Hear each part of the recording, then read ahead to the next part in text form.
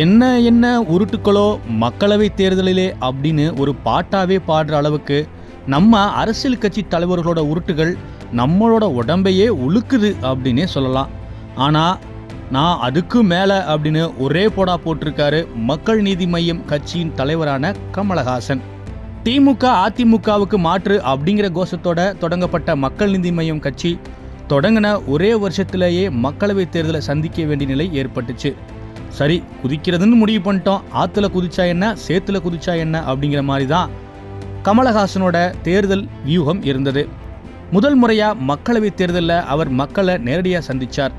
அதற்கான பிரச்சாரங்களும் விதவிதமாக ரகரகமாக இருக்கணும்னு யோசித்த கமல், திமுக தலைவர் மு.க. ஸ்டாலின், முன்னாள் முதலமைச்சர் ஓ. பன்னீர்செல்வம், பாஜக மூத்த தலைவர் ஹெச். ராஜா அவங்க பேசும் வார்த்தைகளை கேட்டு கோபமாகி டிவியை ரிமோட்டால அடிச்சு உடைக்கிற மாதிரி வீடியோ போட்டு ஒரு விளம்பரத்தை வெளியிட்டார்.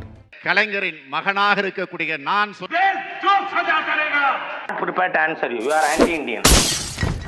அது மட்டும் இல்லைங்க, அந்த விளம்பரத்தில் நவரசத்தையும் காட்டின கமல் திராவிட கட்சிகளை சாடுற மாதிரியான சில வார்த்தைகளும் பேசியிருந்தார்.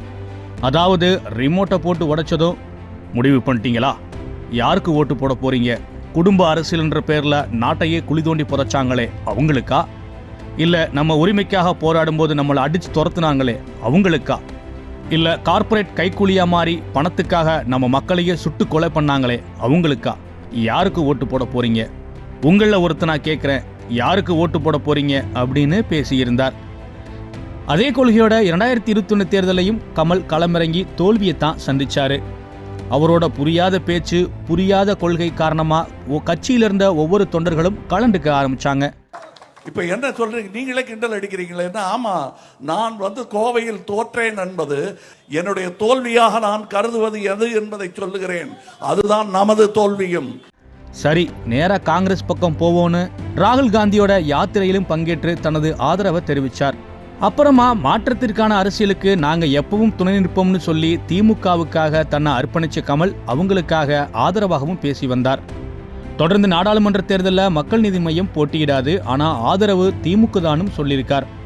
இப்படி குடும்ப அரசியல் ஊழல் கட்சிகளுக்கு ஒருபோதும் துணை போக மாட்டேன்னு பெரிய கொள்கையோட வந்த கமல்ஹாசனை அவரோட கடந்த கால வீடியோ வச்சு கம்பேர் பண்ணி மீம்ஸ் போட்டு நெட்டிசன்கள் பயங்கரமா கலாச்சிட்டும் வர்றாங்க.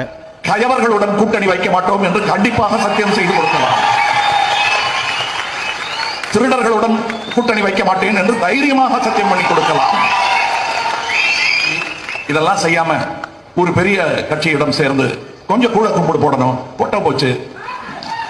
இந்த விமர்சனத்திற்கு பதிலளிக்கும் வகையில தற்போது கமல் பேசியிருக்கார்.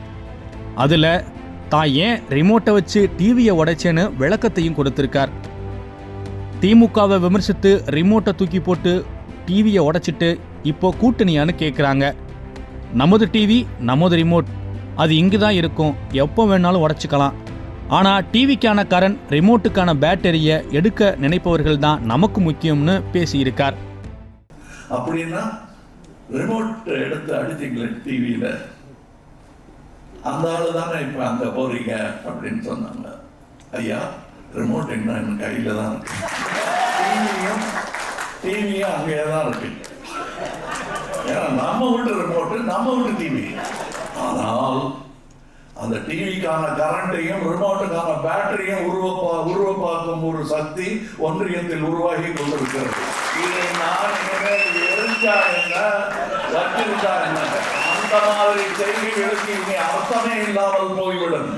சந்தர்ப்பவாத அரசியல்வாதின்னு கமல் மீது ஒரு பக்கம் விமர்சனம் இருந்தாலும், மாற்றத்திற்கான அரசியல் அப்படின்னு இனி யார் வந்தாலும் அவங்கள ஏத்துக்க முடியாத மாதிரி தான் கமல் பண்ணிட்டார் அப்படின்னு சொல்றாங்க அரசியல் பார்வையாளர்கள்.